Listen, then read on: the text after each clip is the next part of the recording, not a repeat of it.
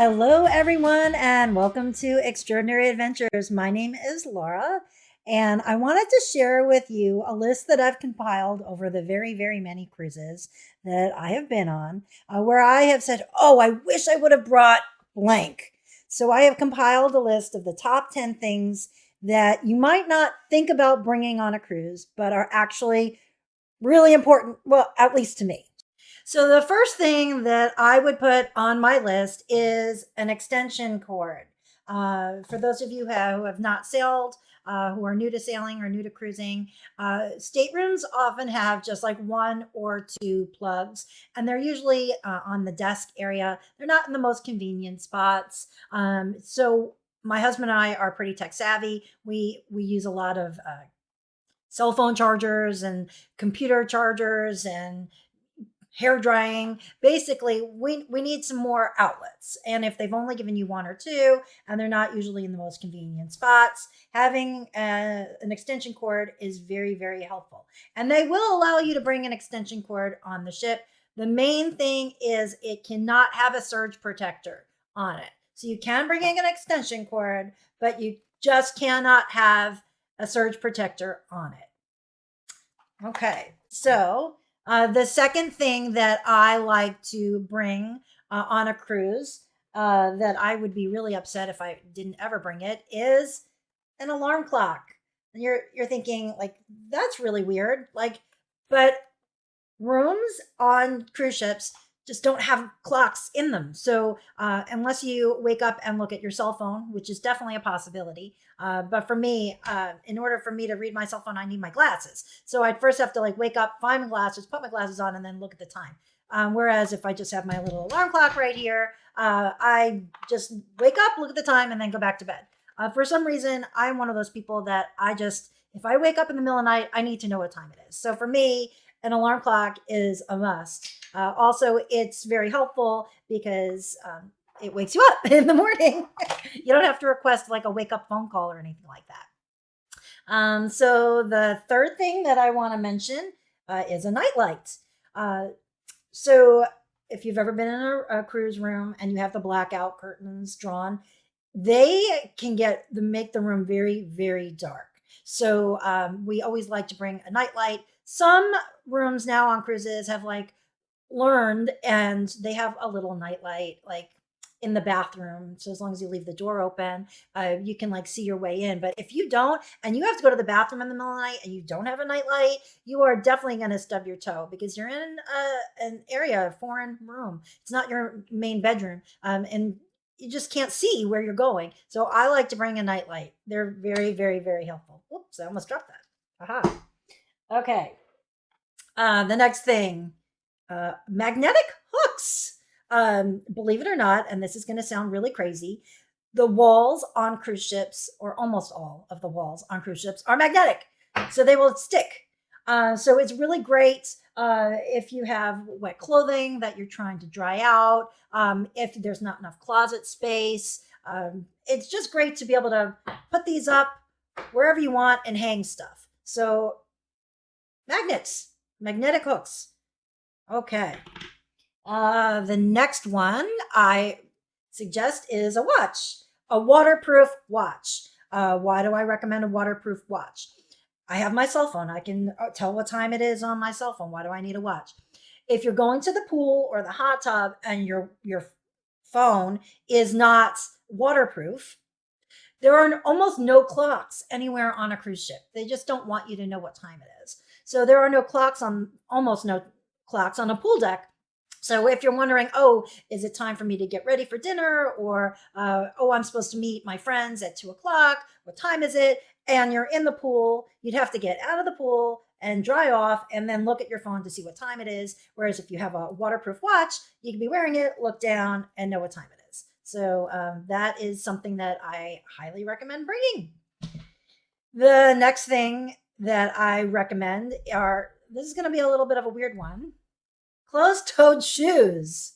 So you would think, well, of course I would bring closed-toed shoes, but not everybody does on a cruise ship. Some people are like, I'm on vacation, I'm in the Caribbean, I'm wearing my flip-flops from beginning to end. And then they go, well, why would you even need closed-toed shoes? And this just happened on the Norwegian Prima. Someone did not bring a pair of closed-toed shoes, and they wanted to do the go-karts on the speedway, and they were not allowed to do them because they didn't have closed-toed shoes. And so they actually had to borrow literally their friend's shoes who were wearing them. She took off her shoes and gave them to her friend to wear. They weren't the right size, but they were closed-toed shoes. And there are other reasons why you would want closed-toed shoes as well. If you want to go rock climbing, or depending on the ship, if there's a zip line in the middle of the ship on some Royal Caribbean ships, you need closed-toed shoes for those. So bring a pair of closed-toed shoes. Okay, next one. An umbrella or a poncho. And you're saying, like, why should I bring an umbrella or a poncho?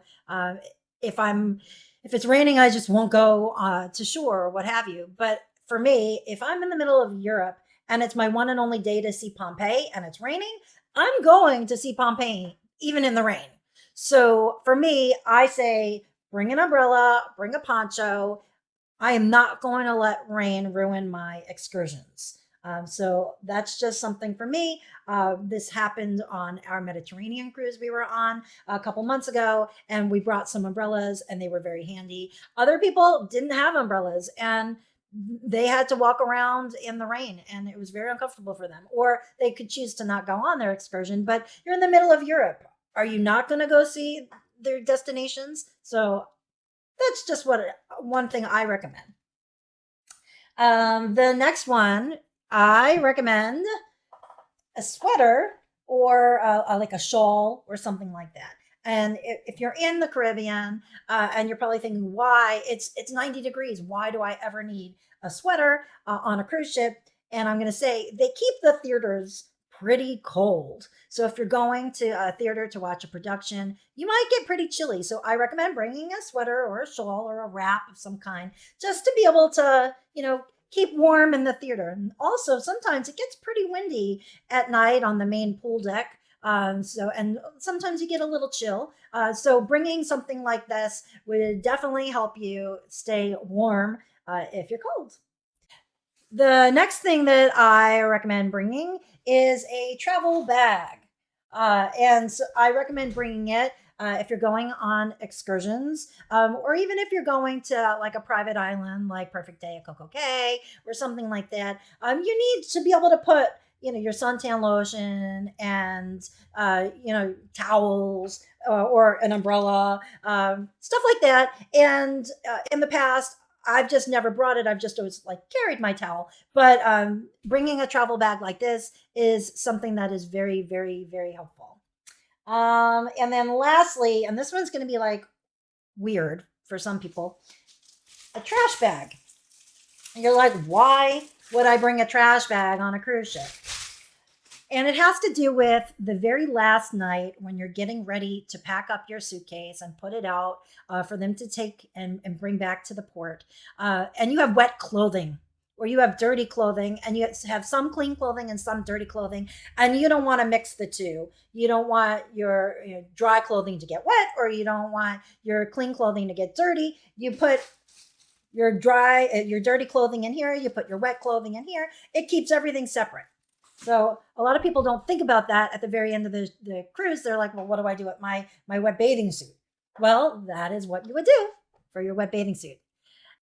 I have one more bonus item to add to the list, and that is a travel water bottle.